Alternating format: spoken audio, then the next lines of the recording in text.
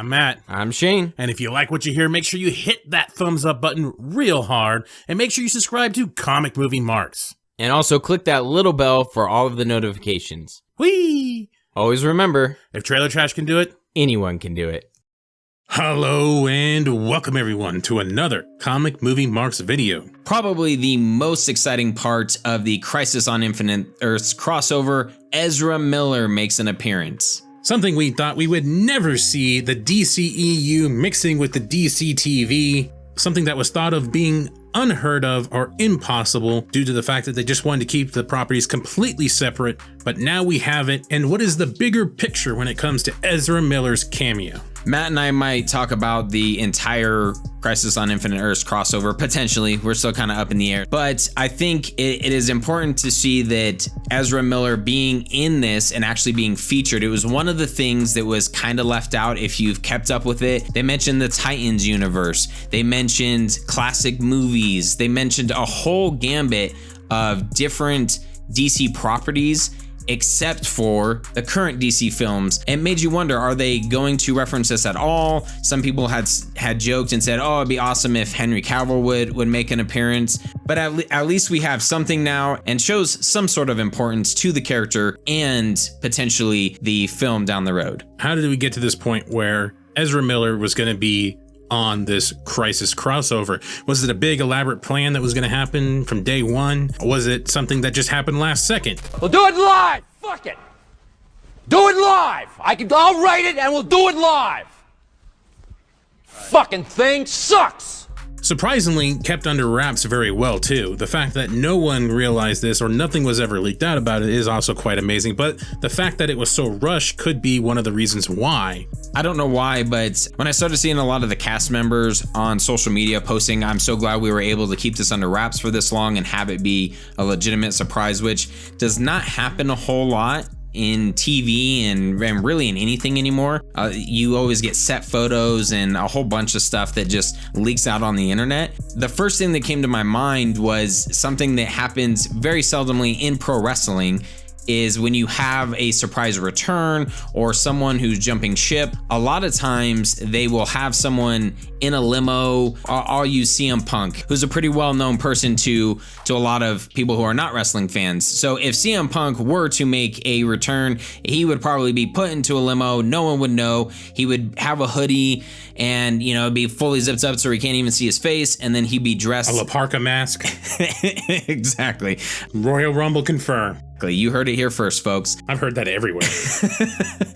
Shut up. They've heard it first here on Comic Movie Marks. For some reason in my mind, that's what I pictured, is Ezra Miller sitting in not even a limo, just in like, I don't know, a Lincoln Town and Country or whatever it's called.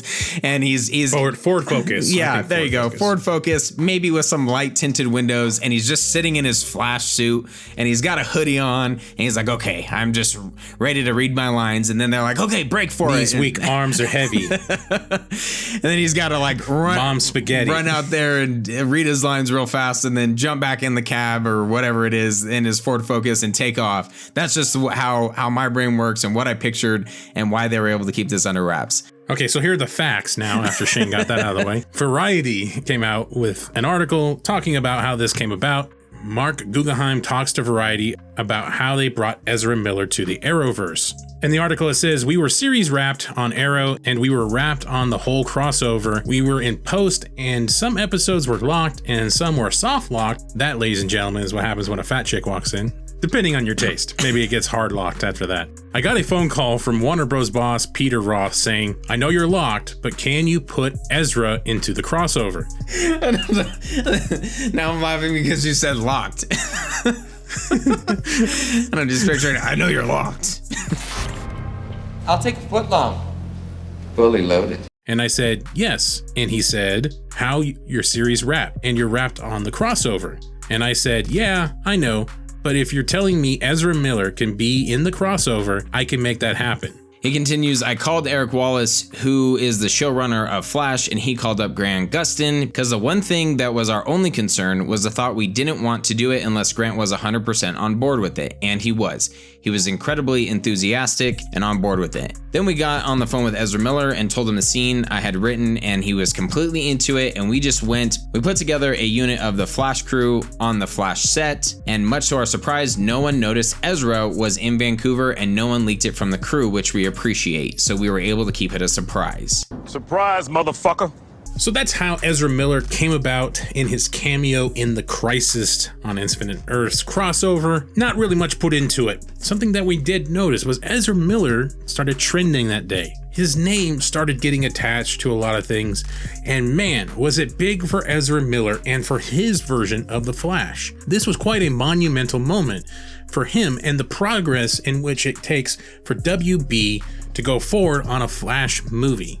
The fact that Ezra was trending on Twitter could bode well for the movie, given the fact that this potential cameo could have been something that was coordinated from higher up in Warner Brothers to kind of test the market, just to see how well Ezra is received. Peter Roth made a phone call to Guggenheim, and maybe someone is coordinating through Peter Roth to say, hey, try to get Ezra into this crossover, and we can test the market and see how well he is received, and maybe that could bode well for the movie and the potential box office earnings that Warner Brothers would be worried about. The Flash was supposed to come out almost 2 years ago now, after already being featured in Justice League. But as we all know, they're on their 8th director, I think it is by now. But now we're seeing DC and Warner Brothers taking The Flash serious. We have a dedicated director to this movie at this point. Now it appears that WB in some sense is kind of soft marketing to audiences. So that is a great sign for a future Flash movie. Something that I have seen that people are a little bit weary of is how the Flash is going to be. Because of his appearance in Justice League and how he was portrayed in that, a lot of people are worried he's going to be portrayed like that in the Flash movie. One thing that is also pretty sweet about trending was how that ties to the Snyder Cut. Again, there's this movie with this character that's probably taken much more serious and can have a much more positive reaction to his character by a lot more people. Again, that kind of gets tied to Ezra, and as much as Ezra's stock rises, that means, again, release the Snyder Cut is so mainstream, that rises with it. So that's kind of like a tie-in correlation to it all. And something that I kind of feel is a somewhat good sign when it comes to The Flash and its possible tone and possibly a Flashpoint type storyline was what we could be looking at. Because remember, they promoted this at Comic-Con in 2016, that it was going to be a Flashpoint storyline. And I think in some sense, they still want to stick with that, because one thing that benefits the Flash for a Flashpoint storyline is that is kind of a origin movie as it is. It tells his origin again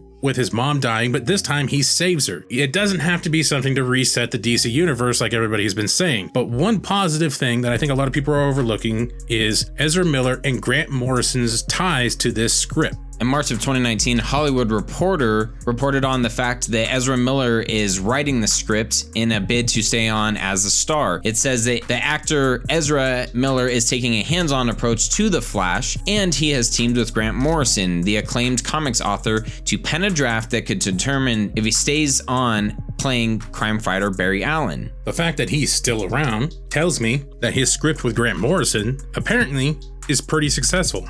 In the article, it also talks about the clash of creative visions between John Francis Daley and Jonathan Goldstein, who at the time were still on the project. But as Matt mentioned, Grant Morrison, to our knowledge, is still on the project. And in the article, it also talks about that Ezra wanted to have a darker take on the material. So that could also bode well that maybe the scripts that Morrison and Miller came up with could be the one that we will eventually see. And as it states in this article as well, Goldstein and Daley wanted to have a lighthearted approach to the movie and the material. So when you look at who's still working on the project and who's not, what does that mean for the project itself? Miller's still there, Morrison's still there, and Morrison doesn't do lighthearted. And you're the one standing. Goldstein and Daley are gone.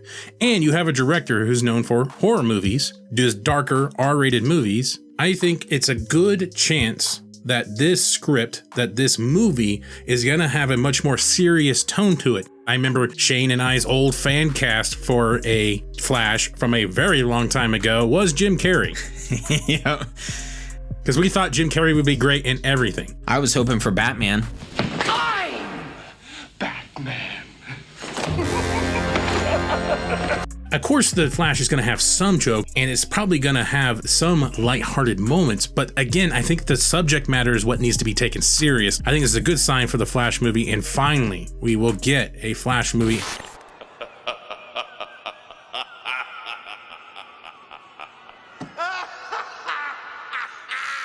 Man, just look how happy he is.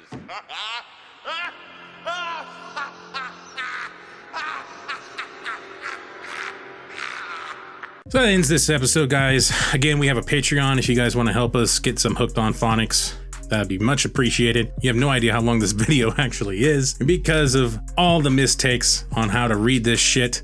So help us out with that Patreon. It's down in a link in the description. And make sure you like, share, and subscribe if you like what you heard. And click on that little bell so you can get notified of all of our glorious videos that are coming to you on somewhat of a weekly basis. And trust me, you'll never get soft locked listening to one of our videos. Heyo! In case I don't see you. Good afternoon, good evening, and good night. Hey, have you seen that commercial? Hooked on Phonics, work for me. She was adorable, you know? I was thinking, wouldn't that be weird if she was applying what she learned and she couldn't get the commercial straight, you know? Hook it on Phonics! Working for me! Okay, cut.